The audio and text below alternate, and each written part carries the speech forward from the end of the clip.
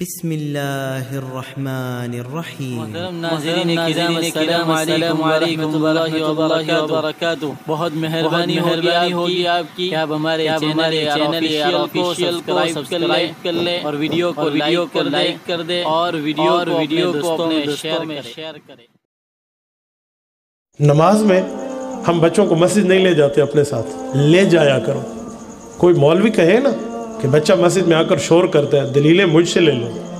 دلائل کے لیے میں انشاءاللہ آپ کی خدمت میں بیٹھا ہوں، فی سبیل اللہ 24 آورز۔ کوئی دلیل لو میں دوں گا کہ بچہ مسجد میں جائے شور کرے، پھر بھی کچھ نہیں کہنا چاہیے۔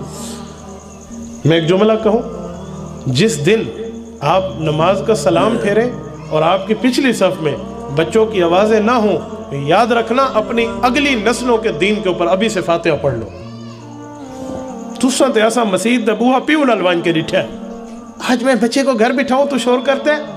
کس نے کہا کہ اس کی نمازیں خراب ہوتی ہیں؟ حضرت حسن اور حسین آیا کرتے تھے، صحابہ کی نمازوں میں آ کر بولا کرتے تھے، کسی دن اللہ کے رسول نے نہیں روکا۔ سیدہ امامہ رضی اللہ عنہ حضور کی نواسی ہیں، حضور کی بڑی بیٹی کی پہلی بیٹی ہیں، حضرت فاطمہ کی بھانجی ہیں، حضرت زینب کی بیٹی ہیں۔ یہ آیا کرتی تھی نماز میں اللہ کے رسول کے کندھے پہ چڑھ